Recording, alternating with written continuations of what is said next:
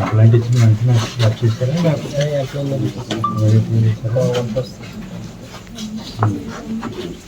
పోలీసులు enquiry start చేశారా?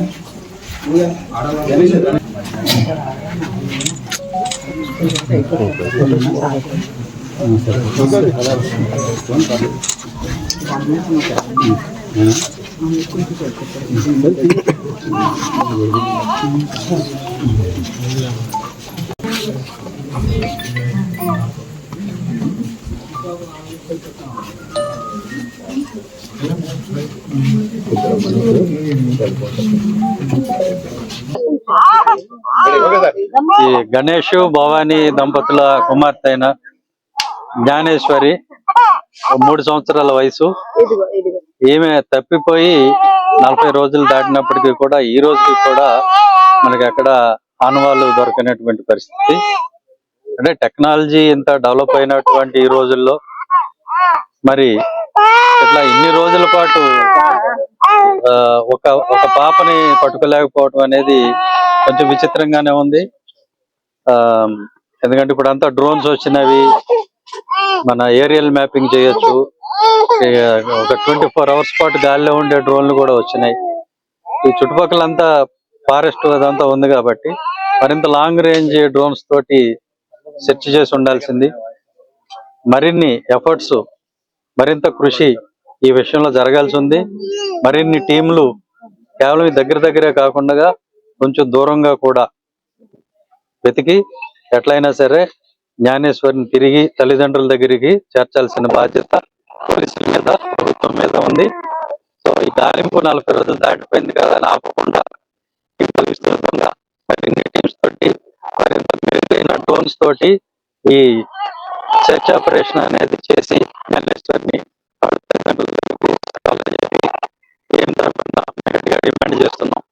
Thank you. అంటే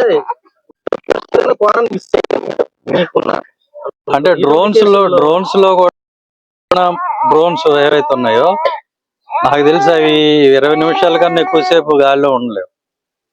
సో ఇంత విస్తృతమైన ఏరియాని మనం కవర్ చేయాలని అనుకున్నప్పుడు ఇప్పుడు ఉన్నటువంటి డ్రోన్స్ సరిపోవు. దీనికి ఐఐటి చెన్నై వాళ్ళ దగ్గర 24 hours పాటు ట్రావెల్ చేయగలిగిన డ్రోన్స్ ఉన్నాయి. గతంలో ఈ డ్రోన్స్ టెక్నాలజీని ఆంధ్రాకి తీసుకొచ్చిందే నేను. పుష్కరాల టైంలో, పోయిన కృష్ణా పుష్కరాల టైంలో ఫస్ట్ టైం డ్రోన్స్ ని ఇంట్రడ్యూస్ చేసిందే నేను కాబట్టి నాకు ఆ డ్రోన్స్ మీద అవగాహన ఉంది.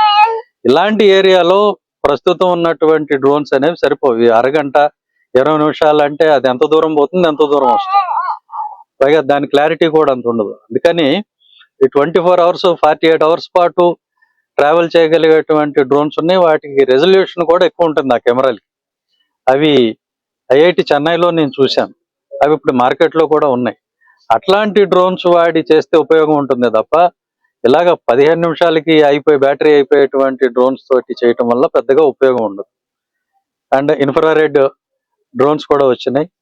వాటిని కూడా వాడి ఆ మ్యాపింగ్ చేస్తే ఫలితం బాగుండేదని నా అభిప్రాయం. నాకున్న నాలెడ్జ్ని బట్టి నేను చెప్తాను. కాబట్టి ఇప్పటికైనా సరే మించిపోయింది లేదు. ఆ పరిజ్ఞానాన్ని ఇమీడియట్ గా తీసుకొచ్చి ఉపయోగించి ఆ పాపని రెస్క్యూ చేయాల్సిన అవసరం ఉంది. అనే దానికన్నా ఇది పోలీస్ డిపార్ట్మెంట్ పని, వేరే వాళ్ళ పని కాదు కదా. ఫారెస్ట్ డిపార్ట్మెంట్తో, రెవెన్యూతో కాదు కదా. ఇంకా విస్తృతంగా చెప్పాను కదా, టెక్నాలజీ, మెరుగైన టెక్నాలజీ వాడి ఉండాల్సింది అనేది చెప్పాను. అలాగే అపహరణ అన్నప్పుడు ఏం చేసి ఉండాల్సిందో చెప్పాను. సో అవన్నీ జరిగాయా లేదా అనేది ఇక్కడ మీరు స్థానిక పత్రికారులు కాబట్టి మీకే తెలియాలి. నేను చెప్పిన యాంగిల్స్ లో ప్రయత్నాలు జరిగినాయా లేదా అని. దాన్ని బట్టి మీరే చెప్పాలి కరెక్ట్ గా జరిగిందా లేదా అనేది. నేను జడ్జిమెంట్ ఇవ్వటం కన్నా మీరు చెప్తేనే బాగుంటుంది. మొదటి 3 రోజుల్లో కూడా కేసు విషయంలో ప్రభుత్వ స్థాయిలో చర్చ ఆపరేషన్ కావనా ఉండే లేకపోతే టెక్నాలజీ కావనా ఉపయోగించలేదు. చివరికి పాప కేసులో మిస్సింగ్ కేసుగా దాన్ని ముగించే ప్రయత్నం అయితే చేశారు. దీని వల్ల కూడా అంటే రాష్ట్రంలో భద్రత విషయంలో ఇది వైఫల్యమే కదా అని ప్రజలైతే ప్రశ్నిస్తున్నారు. దీని విధంగా వైఫల్యం కాదని ఎలా అంటారు? పాప తప్పిపోయింది, దొరికితే అందరూ పొగిడే వాళ్లే కదా. దొరకలేదు కాబట్టి వైఫల్యం అంటారు. ఇక అది ఫ్యాక్టే కదా. మనం అందులో ఇది కాదు అనటానికి కానీ, ఇది రాజకీయం అనటానికి కానీ, మరొకటి కానీ ఏం లేదు కదా. తప్పిపోయిన మాట వాస్తవం, దొరకని మాట వాస్తవం. మీరు అన్నట్టుగా మరి మొదట 3 రోజుల్లో నేను చెప్పినటువంటి టెక్నాలజీ వచ్చే అవకాశం అయితే లేదు. మరి ఆ తర్వాత అయినా వచ్చిందా, వాడారా? ఎక్కడ నాకు రిపోర్ట్స్ లో అయితే అట్లాంటి మెరుగైనటువంటి డ్రోన్స్ ఉపయోగించినట్లుగా నాకు ఎక్కడో కూడా రిపోర్ట్స్ లో నేను ఎక్కడో కూడా చూడలేదు. అవి వచ్చుంటే ఫోటోలు అవి వేసేవాళ్ళు కదా. ఆ 7 days ఉండేటువంటి high resolution drones, infrared drones ఇవన్నీ కూడా. కాబట్టి ఇంకా కొంత మెరుగ్గా ఇమీడియట్ గా ఈ మెరుగైన టెక్నాలజీని వాడుంటే ఫలితం బాగుండేదని నా అభిప్రాయం. ఓకే, అట్లాంటి యాంగిల్ ఉన్నప్పుడు మనకి ఈ టెక్నాలజీ కన్నా కూడా హ్యూమన్ ఇంటెలిజెన్స్ నే వాడాలి. ఈ చుట్టుపక్కల అలాంటి గ్యాంగ్స్ ఏమైనా ఉన్నాయా, లేకపోతే ఈ చుట్టుపక్కల ఏమన్నా ఈ సంచార జాతుల వాళ్ళు ఏమైనా వచ్చారా, ఈ చుట్టుపక్కల ఏమైనా క్యాంప్ వేసి ఉన్నారా, ఆ యాంగిల్లో జనరల్ గా మేము ఇన్వెస్టిగేట్ చేస్తాం.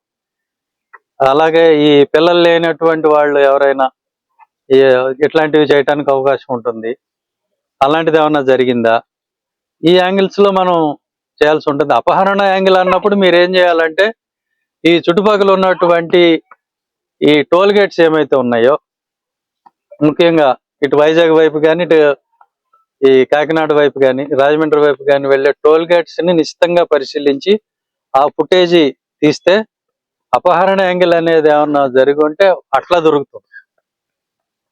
సో